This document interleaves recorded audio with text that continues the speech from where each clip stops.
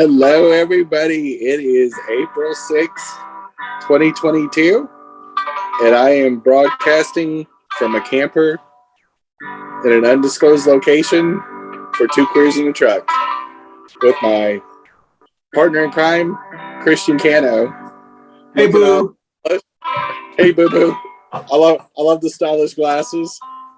Yeah. So if but I really wanted to give the feel of camping, so I wanted a little banjo music.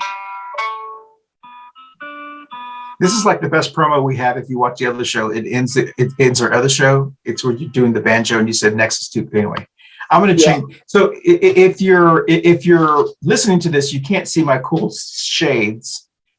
So you just have to imagine I'm wearing these cool shades. I'm sorry. Go ahead, Jen. But yeah, they look like a pair of Technicolor hearts, and now it's gone to the rainbow, and it's pretty funny. But if you are listening to this instead of watching it on one of our social media or YouTube channels, then you are missing out. But you may not really be missing out. But anyway, this is Two Queers in a Truck with Jenny-Jaymes Gunn and Christian Cano. How you doing, Christian? How you doing? I'm here. How you doing? And it's been a rainy day on top of that. So it's yeah.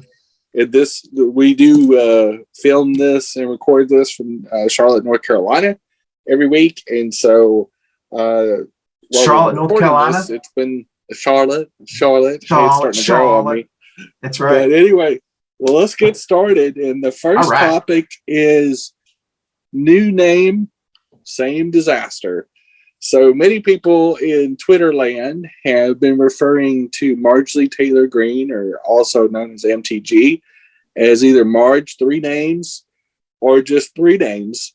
And, because most wacko shooters are usually you usually have like three first names, like Lee Harvey Oswald, okay, I get stuff it. like all right. that. Yeah. So I think a lot of people are making fun. I mean, not that they need a reason, to make fun of her. I mean, she brings it onto herself, but she is getting blasted on Twitter because of some ridiculous statements, including about the "Don't Say Gay" bill and calling teachers, pedophile or potential pedophiles because they can, if they can't talk about LGBT community or don't talk about gay sex or sexuality, and there's not a safe space, then they won't be child predators, like having basically their version of qualified immunity taken away from them with "Don't Say Gay," which is interesting because one, she pals around with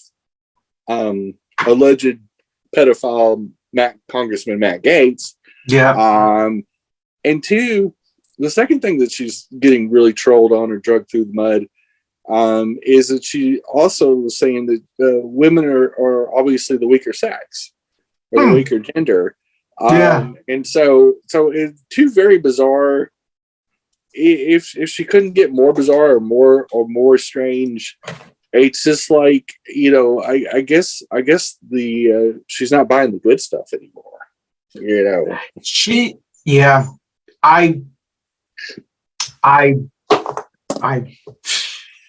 I mean, she must have went back to Chateau Walmart. Hey, there's nothing wrong with Walmart wine. I just hope that more people get to hear her, to see her, just like Madison Cawthorn and Trump. I guess I just hope more people get to. The more you hear them, the more other people who may not have heard them realize how crazy they are. And so I just hope that they continue to. The worst thing they can do is shut up. Yeah.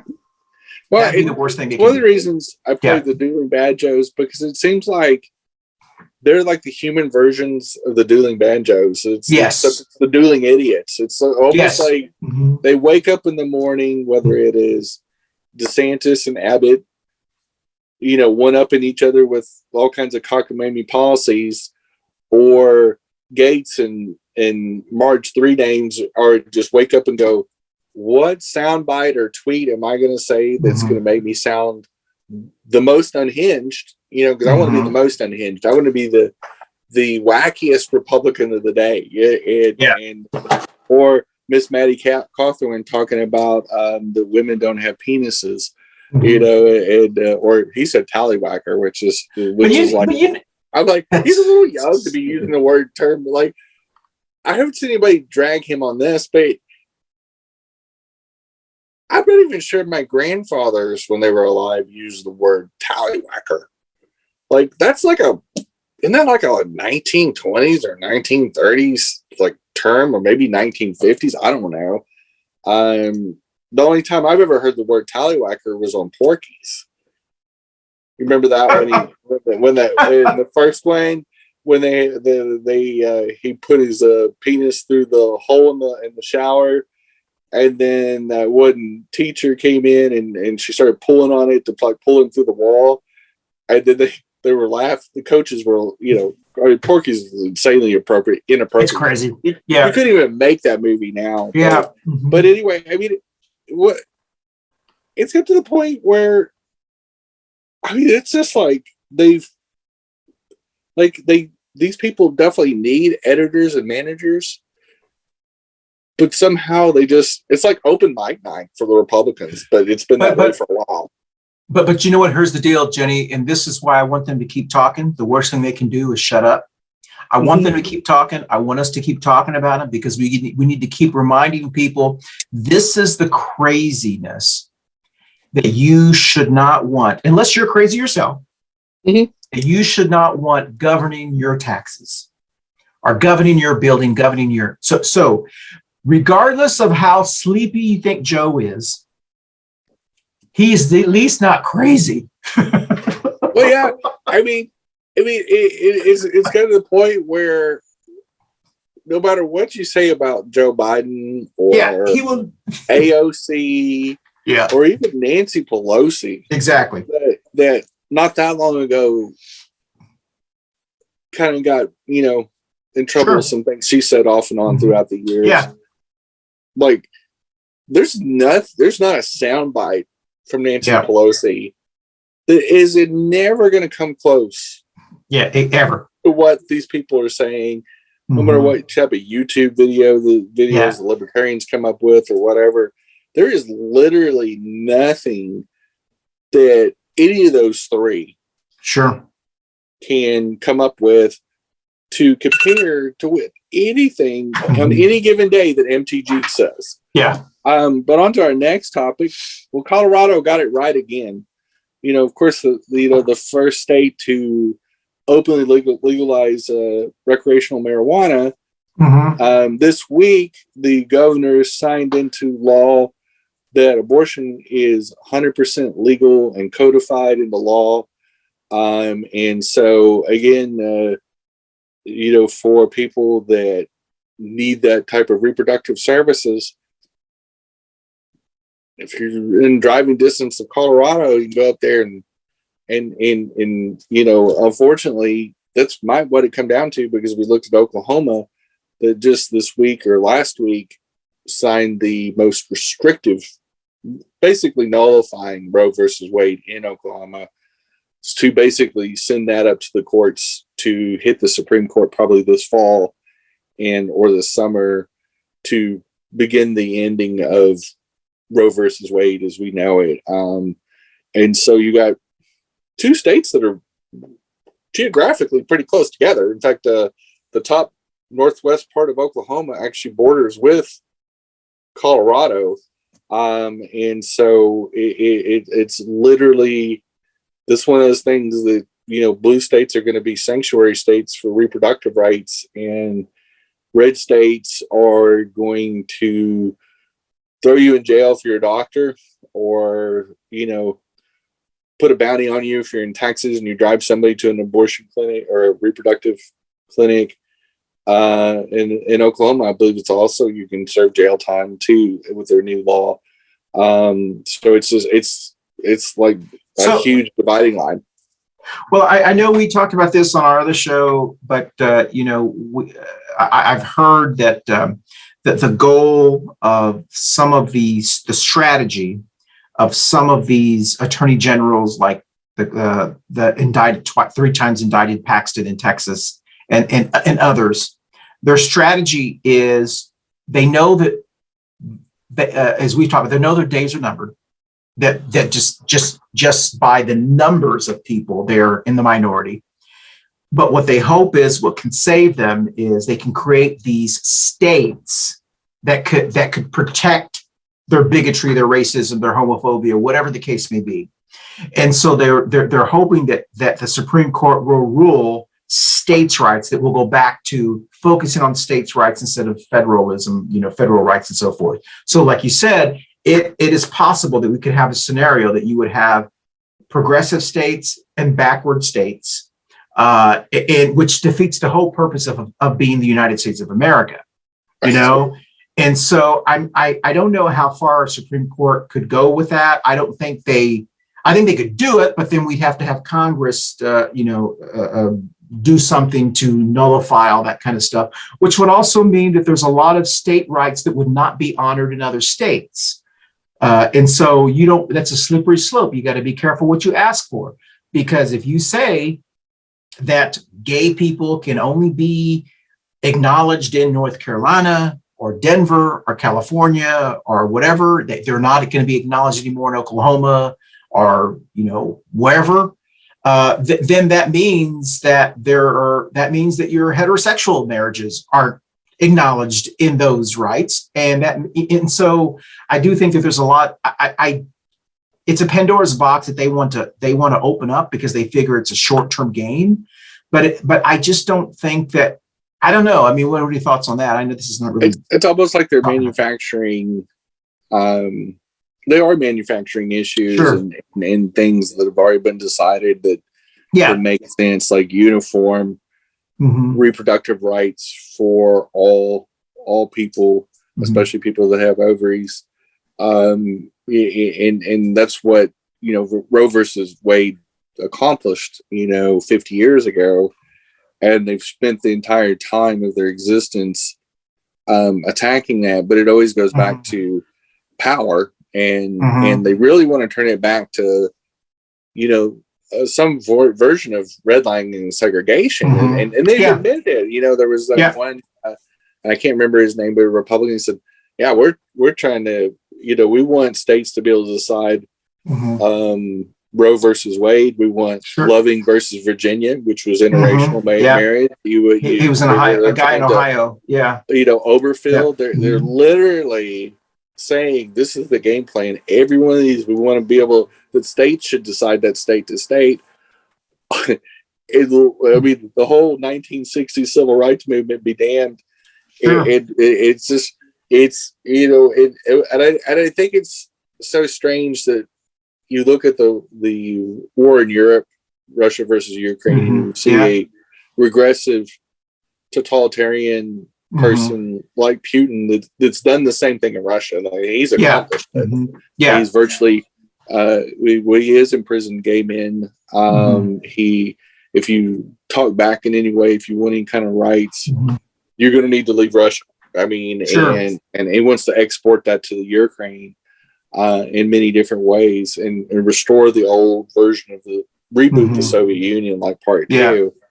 And you see the Republicans that have such a fealty to a guy like that because they literally want what he has, which is absolute power. But that is our second segment, so we're going to take a quick pause, and we'll be right back with more Two Queers in a Truck. Hey everyone, thank you so much for watching us on Two Queers in a Truck. Don't forget, you can watch us anytime at your leisure on our video podcast platforms like Facebook and YouTube, but you can also listen to us, either this show or any of our past shows, on our audio podcast platforms like Apple, Amazon, Google, Spotify, and all of the other ones. So once again, thank you for watching Two Queers in a Truck. I hope you enjoy our show. And we are back. But to wrap up that last section, I think the Republicans, especially in the last 10 years, since they've been affiliated with Putin and been running the money through the NRA, I think they literally they're saying, well, it worked there, why can't it work here? And nothing would make Putin happier than to see a divided United States, which they are working on daily. But our next one is our enemies are now our allies. And so Romney, Murkowski, and Collins have committed this week, and probably by the time this airs, has already passed through the SCOTUS nominee, Justice Jackson. And so they all three of them came on board. Unlike a lot of times the Manchin and Senate have not done the work and have not voted with their party, these three consistently have started inching more towards Democratic initiatives and have many times threatened it, but maybe not necessarily followed through, but in this situation have. And it's just kind of bizarre. But Romney and Murkowski and Collins have been known to be fairly moderate Republicans in many ways, and once again are siding with the Biden administration and going against the Republican grain because they're like, that she's qualified. She's the most qualified one we've seen, especially in the last four nominations, the three Trump ones. She has every litmus test and checkbox you would need. You know, she's been, you know, on every level of the justice system, she's had a job in. Yeah. And none of the others have that. None of his three did. And some of them, I wouldn't let them be a local judge much. And, you know, deciding on parking tickets, much less somebody like Kavanaugh. Like, how did he even become a federal judge? I mean, on any level, like how he ever made it through is unbelievable. But that was a George W. Bush thing. So maybe they did cocaine together or something. But anyway, I had to crack on Bush a little bit. You know, ironically, speaking of that, so this is a two-parter. There's a lot of Republican GOP operatives that are really dredging up George W. Bush's alleged war crimes. And and the thought process is, I guess, that they're trying to either say, well, we did it, so why should we be so hard on Putin? Sure. Okay. Or they're trying to make, you know, the former guy and all his followers sound less extreme. Like they're trying to say, well, Republicans have always been extreme, so why is it that big of a deal? Because Bush did war crimes. Yeah. Like, you know, we're just talking about banning abortion and all human rights, but he did war crimes. You know, so it's almost like we've been bad the whole time, and we know we're going to be bad. So now we're just coming out. We're just going to say, hey, we're radical and we don't care anymore. Yeah. What are your thoughts on either one of those? Well, I fully expect the conspiracy wing of the Republican Party that is taken over that party right now for this moment. I fully expect for them to do everything they can to, I mean, their goal. The difference between this is I think what the fundamental difference is, and it's kind of hard to explain to people unless they actually kind of are in the party. The difference between progressives in the Democratic Party and the QAnon conspiracy nuts in the Republican Party is progressives in the conspiracy party love our party. We want us to be better. The QAnon conspiracy nuts of the Republican Party hate the party and they want to destroy the party. There's a fundamental difference. Well, and to even take it a little further, it's I don't think they like anybody. Like I agree. I agree. They're almost like the schoolyard bully that just they hate themselves so much that they just want to punch everybody in the face and take. Yes, exactly. Exactly. Like Matt Gaetz and Marge Three Names just walks around just like knuckle punching people. Go, where's my lunch money? Where's my lunch money? Sorry, Marge. You know, I'm gonna have to do the school lunch this day. But Jen, the only reason I said that was because during the 2018 election cycle, and we talked about this before, Bernie Bros and Trump supporters, there was not a lot of difference between them as far as they were both populists. They both wanted to shake the things up. Somewhat. There's a miscalculation between the QAnon Trump supporters, and they think that they are going to be able to win some progressives over and say, hey, remember we were both anti-war? Remember we both hated the George W. Bush and he was a war criminal? Come on, we're going to keep fighting for that. Here's the difference. We realize how crazy they are now. I don't want to be associated with these crazy people. Now, can they get some of them? Yes. And I'm glad they're going to go over because they probably were already that way. They posed as progressives that were really crazy, you know? And so I'm glad that maybe we can skim some of them off to them. So we don't have those crazy radical ones in the Progressive Party. Some of the Bernie bros that you hated in the past, maybe, or you didn't like as much. We're going to lose some of those people who are so anti-war that they're willing to co-op with the devil instead of saying, you know what I mean? Does that make any sense what I'm saying there? Okay. Yeah, I mean, they're kind of because because like you're anti-war. Yeah. They're kind of like the crust on the bread. You know, sometimes people prefer the crust to be cut off. They're kind of the crust to our party. I mean, some people just prefer their PB&J without the crusty. But we are on to the next section. Can we just deport Toulouse? Toulouse Gabbard is saying that, you know, I mean, Miss LGBT tolerance, that teachers she's defending Don't Say Gay. So she is saying that teachers are recruiting and indoctrinating, liberal teachers are indoctrinating LGBT kids into the LGBT lifestyle, according to her. And she was the same one back in 2004 when she was on the state Congress of Hawaii. It was saying they were passing a bill to protect LGBT kids. So it was the opposite in Hawaii. In fact, they were one of the first states to protect LGBT kids and give them safe spaces. And she was saying that it's going to make parents mad back in 2004 that teachers and counselors and principals should not be able to keep secrets from parents. But if you have a wacko parent that also goes to Toulouse's parents' church and torturing kids to make them not gay anymore. There is a reason why you need safe spaces in school because of Toulouse's family. But here's the deal, Jen, and I think this goes back to this is the Trumpish playbook that Ted Cruz has adopted, that the trash squad, all of them have adopted, and Toulouse is now, it seems like she's adopting. Yeah. Who cares what she thinks? This has nothing to do with her. She's not in Congress. She's not a state representative in Florida. So why is she jumping in? It's almost like, like the nosy neighbor who just has to say something about every single household. And you go, that's none of your business. Well, I just want to tell you what I think about that. That's Ted Cruz-ish.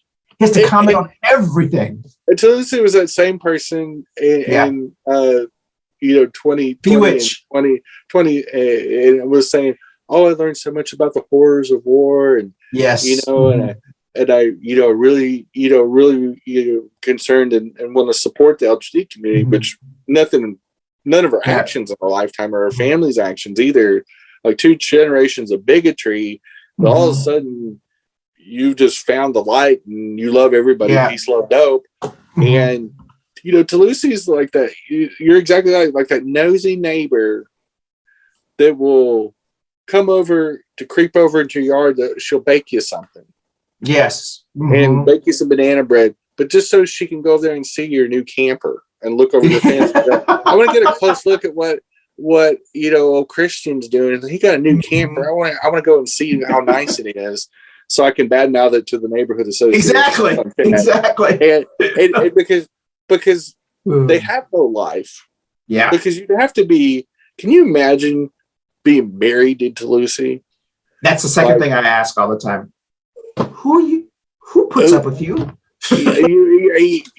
Even at my age, the military would never take me. But if I had a choice between going into the military and fighting the Ukraine or being married to Toulouse Gabbard, I think I'm packing my bags. I mean, but don't you think that that's something that like Comedy Central or some progressive or some comedian should go?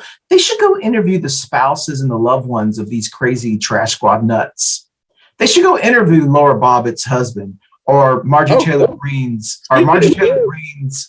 So they've done an expose on the Bobberts, and of course they're doing that film on that. And one of the things, so when they were first dating, the homosexual Bobbert and her future love of her life, how she met him, or in early days of meeting, is he exposed himself to kids at a bowling alley. Now, nothing sells true redneck love than meeting your future husband, exposing his genitalia to kids, teenage girls, in a bowling alley. I mean, was she one of the teenage girls? No.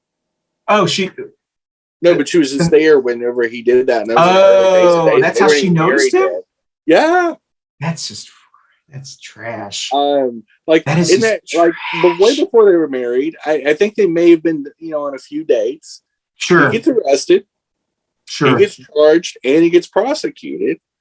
I think he got like probation or something like that. Yeah, but literally, and of course she's faced and actually been convicted of crime too. And both of them were just, you look at their rap sheet and then they're going on about, guns and morality and stuff like that. And again, it's a long list of Republicans that just, they're part of that trash squad, as you call it. Just trash. It's just hard. Like it's like, and nosy neighbors. Like yes. Lucy, I think I hear her knocking at your door right now. I think she brought you an apple pie. That's right. Like, ooh, Christian, but look at that camper. But I'm not home. Oh, yes, not home. Land shark, not home. But anyway, we are coming up to our second break, and we will be right back. Hey, everyone. Thank you so much for watching us on Two Queers in a Truck. Don't forget, you can watch us anytime at your leisure on our video podcast platforms like Facebook and YouTube. But you can also listen to us, either this show or any of our past shows, on our audio podcast platforms like Apple, Amazon, Google, Spotify, and all of the other ones. So once again, thank you for watching Two Queers in a Truck. I hope you enjoy our show. And we are back. So the next section, we touched on it a little bit. Utah is becoming the voice of reason for conservatives.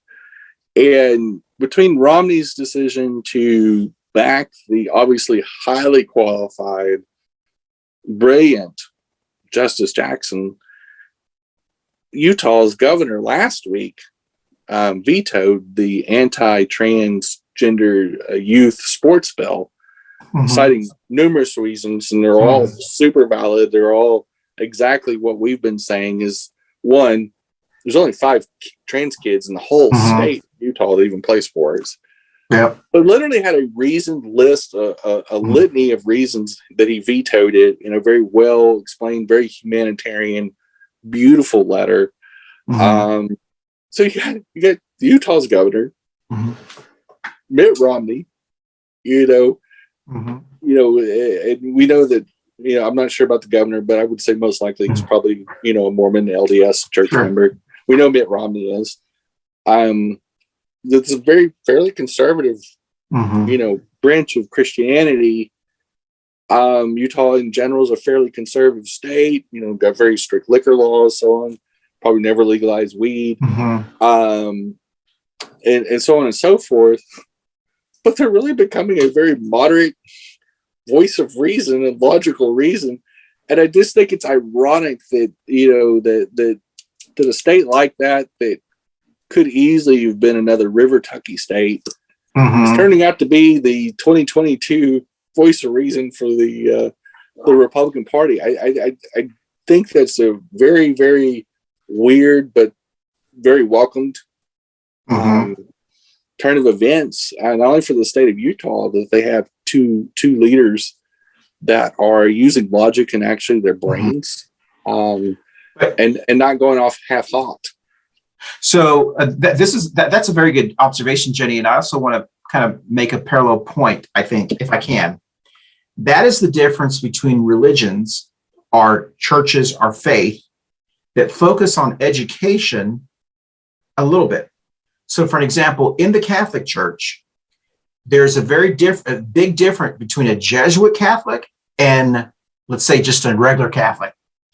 Jesuit Catholics believe in education. They believe in college. They believe in science. They believe, and then you have your other type of Catholic that's not really as educated as maybe they're more like blind faith kind of Catholics. And that's why sometimes there's this very big difference between the pro-life Catholic people like Dan Bishop, who's Catholic, by the way, if you know that. And then and Abbott, Greg Abbott is Catholic. But there's a difference between him and, let's say, Biden, who's more of a Jesuit educated kind of Catholic. Their churches believe in education and those kind of things. So there's a difference between Southern Baptist and, let's say, Church of Christ. A Church of Christ tends to focus on education, and Southern Baptist, I'm not sure. Hey, it's not supposed to be drinking. That's right. Go to the next county, Exactly. And true story. A family member of mine owned a restaurant, and it was a good sized steakhouse. And they had the main room where they had the bar and all the seating and the jukebox, and then some pool tables, and it was kind of a honky tonk kind of out in the country steakhouse. But they had a side room that had mostly booths, and they called that the Baptist room because that's where they were drinking beer, but they didn't really want to be seen. Exactly. And so they actually called that the Baptist room. Yeah. True story. And a lot of times you would see people from neighboring counties in that room, and you're like, I don't want to be seen. Well, I mean, anyone who grew up in Texas, that's second nature. That's something that you know. Like where I grew up, in our neighborhood, there was actually a XXX drive-in in our neighborhood. And on Saturday nights, all the Baptist kids would all pack into a car and sneak into the XXX and drink beer and all that kind of stuff. And of course, Sunday they would go to, of course, I grew up Catholic, so we're like, oh, that was just, we didn't do anything like that. But, but the church, so I actually hung around Church of Christ kids because they were less hypocritical. Right. Yeah. We played putt-putt. We went to movies. Maybe we drank a wine cooler, but otherwise we were the straight-laced kind of crowd. And more highly educated, less evangelical type Christian sects tend to, like I grew up, Catholic light. I grew up in Missouri Synod Lutheran. Yeah. And of course you have to have multiple college degrees to be a Lutheran pastor, and you have to have a pastor or something, and then you go to seminary school. It's like a graduate school. And so, but in seminary they learn like multiple languages and like it's history classes, and it is a graduate program. It's a graduate level program that you can actually get a PhD in. And so it's not, you just don't send off for a certificate and all of a sudden, boom, you're some kind of Bible scholar, kind of like these YouTube doctors that we have now. And it's just funny. Are these evangelical churches where the person just decides they want to be like a pastor, and now they're suddenly, they could be, we could all be good people, but doesn't qualify me to be like a theologian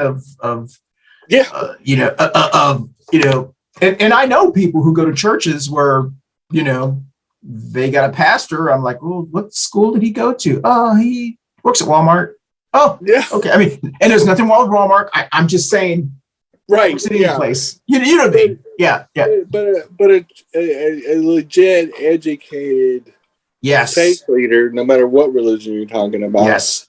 There's a huge difference between a legit rabbi in the Jewish faith that's gone to years of school, we can read Hebrew and is well educated, and some dude that goes, I mean, I don't know, I don't think it happens in Judaism, but just wakes up one morning and gets off their shift at Target and goes, I'm gonna be a rabbi, Mazel Tov, and I'm gonna go, slap a little Star of David on the wall. But doesn't very bizarre. But Jenny, doesn't it seem in the evangelical churches, their pastors seem to be, it's almost like the qualifications of being a Republican candidate. There are no qualifications. No, it's just like low bar. What qualifies you to run for office? Did you sit in city council?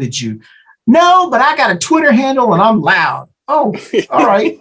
And why do you want to run for school board? Did you, did you, well, I flunked science in high school, but I don't want to, don't say gay. I mean, it's just like, what? Don't want them teaching no history. We don't want to be ashamed of the 400 years of torture we've done to people of color. That's embarrassing. So our jackhole of the week is pedophile or alleged pedophile Matt Gaetz. Voted against the insulin cap, and his stated reason after he voted against it was that people with diabetes don't need insulin; they just need to lose weight. I saw that. You're definitely a jackhole. Definitely, I mean, besides being a alleged, soon to probably be convicted pedophile. Who does that sound like? Do you want me to really say? No, but you know who I'm talking about. Besides you? You have to talk. Well, okay. No. Who believes, besides Joe Rogan, who believes if you just eat healthy and just drink vitamin C and stuff, you won't get COVID? You know, It's just, if you just stay, we need to stop focusing on shots and vaccinations, and we need to really teach people to just get to eat, be healthier. You know what I'm talking about. So yeah, I know. Doesn't that sound like so?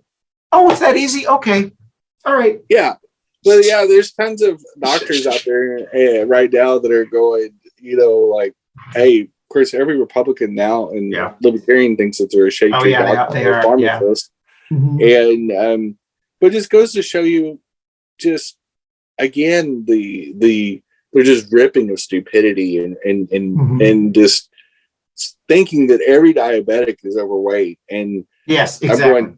You have type 1 diabetics and they're born with it.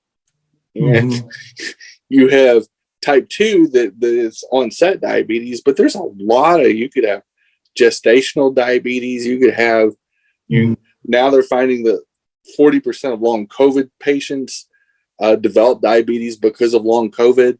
There's so many ways. Diabetes isn't just for people that are carrying extra weight. There's genetic factors. There's so many things that can go wrong, and it'd be like people that have got, it'd be like him saying, well, you just wouldn't have done all the, been out in the sun so much and done all these things, you wouldn't have gotten skin cancer, or hey, you shouldn't have smoked so many cigarettes and you wouldn't have gotten lung cancer. But like, cigarette smoking is not the only way you get lung cancer. I mean, like it's just such a idiotic, ignorant statement that you're not even qualified to make.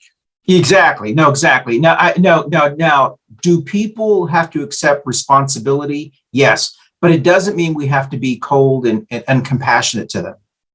And so, it's interesting that you say that. Yeah. But then we should, people need to be, if they need to be responsible, then we also need to be responsible for helping our neighbors in need. No, that's exactly. And we need to understand that just like we should have taken, like all these Republicans should have taken responsibility and worn a mask, and got vaccinated, and done the precautions. Because maybe you do have a great immune system. Maybe you live in a place that is compact with people, and they have a good immune system for now, for then, for that moment. But guess what? Yeah. You may pass that on to a neighbor. Yes, someone else that doesn't have that ability to fight it off, or you may get one of the worst ones. Like COVID, just like the flu and many others, have different strains. They have different, even inside the variants, there's different strengths of variants, and we know with all viruses that it's almost like bingo. It's you may get a winning card or you might get a losing card. Exactly. But it's us. It's not. And we saw this even with the early days of HIV, where some people got it early on before they had any tools to fight it, and they lived for years, if not decades, and survived. Some people better medications, and some people who were very healthy. Exactly. I mean, days and weeks. It was like, so some would get it, contract it, and 20, 30 days later, and there was no rhyme or reason because they could be fit as a fiddle. and just died, because we don't know, and that's the thing with viruses, but with any affliction, to just say there's just one way to get it, or there's such a black and white thing with medicine, is it's all that all or nothing proposal, and I'm just going, what is that? What is that called? Well, I mean, besides just being completely arrogant and completely, for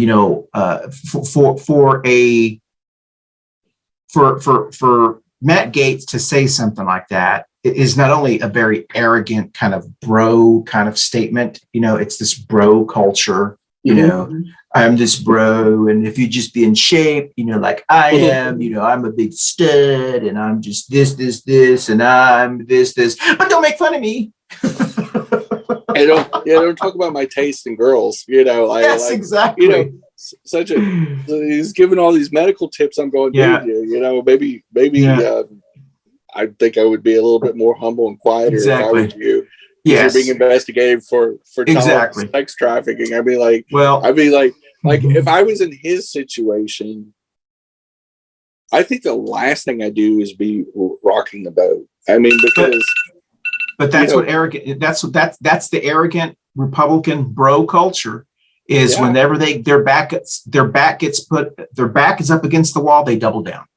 Yeah, they feel their motto is, "I'm going to go down fighting." All right. I guess you'll have to go down fighting. And that's what's great about today's culture is we no longer admire. Well, there are some people that admire that, but now we go, okay. There's 81 million of us that didn't in 2020. We're still taking you down. Bless your heart. Yeah. I mean, Congress, the FBI is still prosecuting and still marching on and still investigating all these things. It's one of these things where I feel like there's going to be the next few months on into next year when all these people will start getting held accountable, as we're seeing 700 or so they're sitting in jail right now for January 6th. It's this arrogance that I'm never going to be held accountable. And I think some of it comes from they have gotten away with so much for hundreds of years. In modern history, with Nixon really didn't pay a price that he should have. Reagan didn't pay any price for Iran-Contra, neither did Papa Bush. And we saw with Trump so far.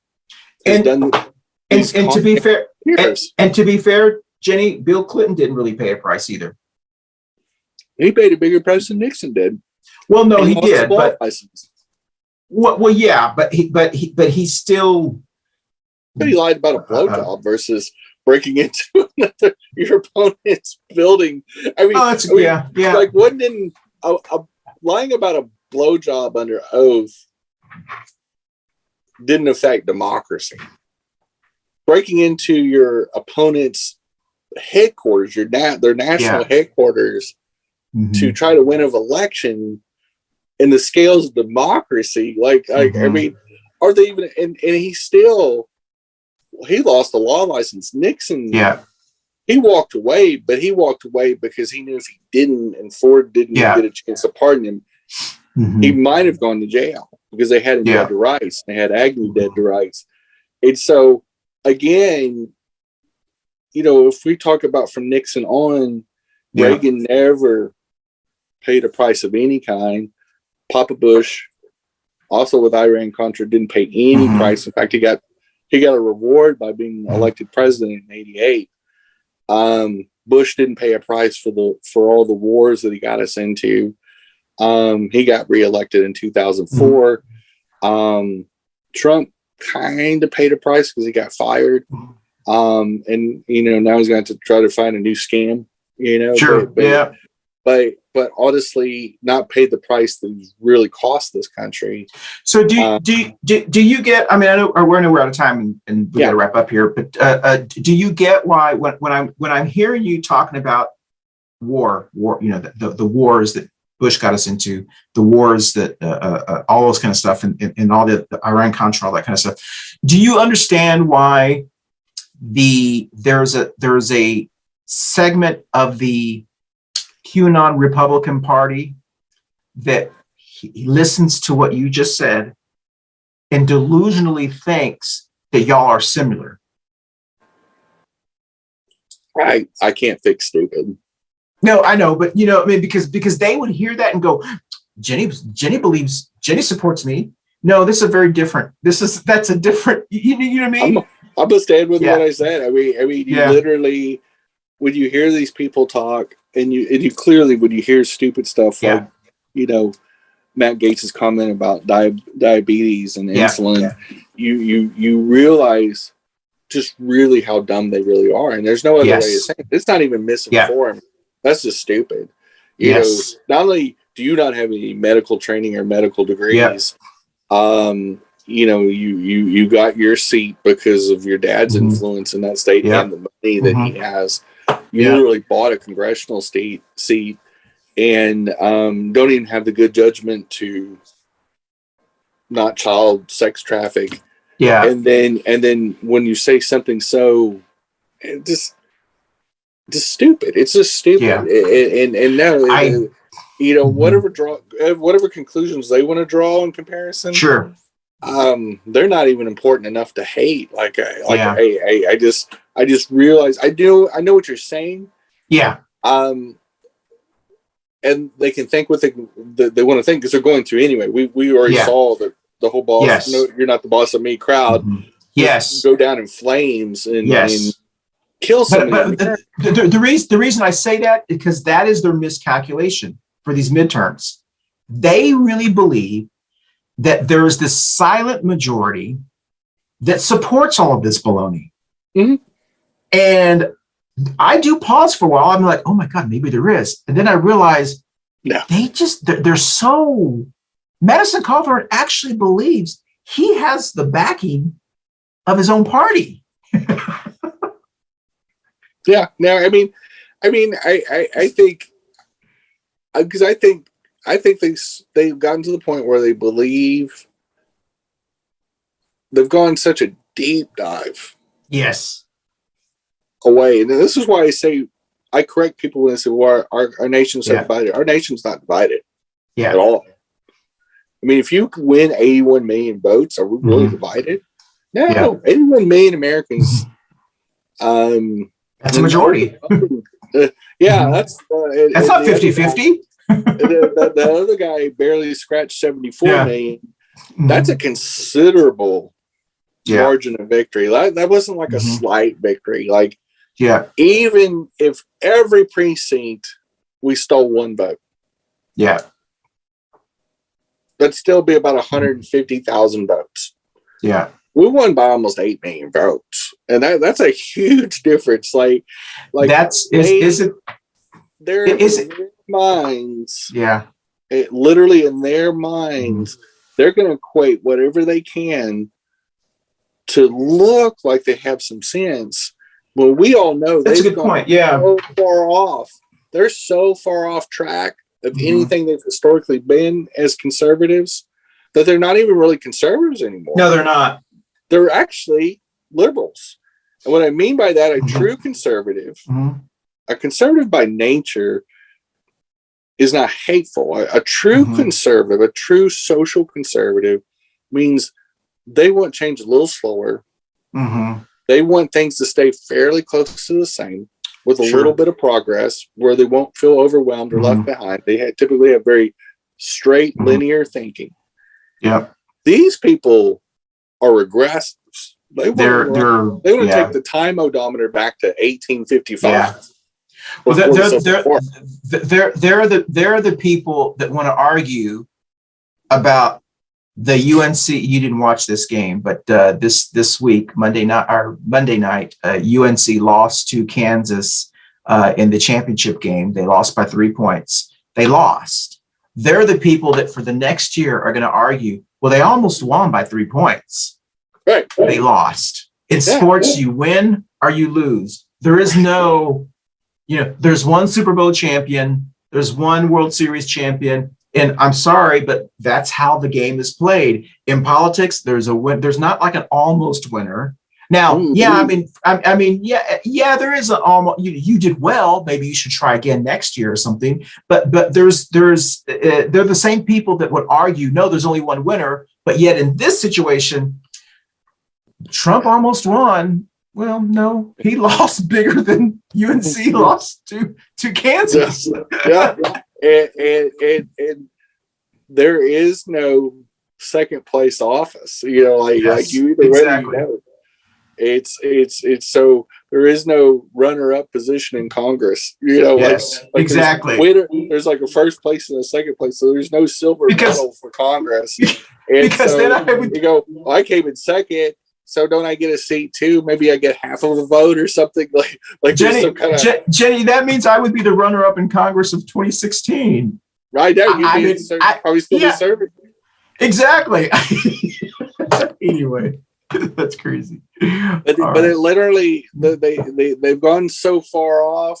Yeah. That they really are, I think, in an alternative timeline and universe in their own minds. And everybody else is the idiots, which is the ultimate definition of clinically insane. But anyway, we are out of time. Yep. And we will see you next week with more two queers in a truck dueling banjos.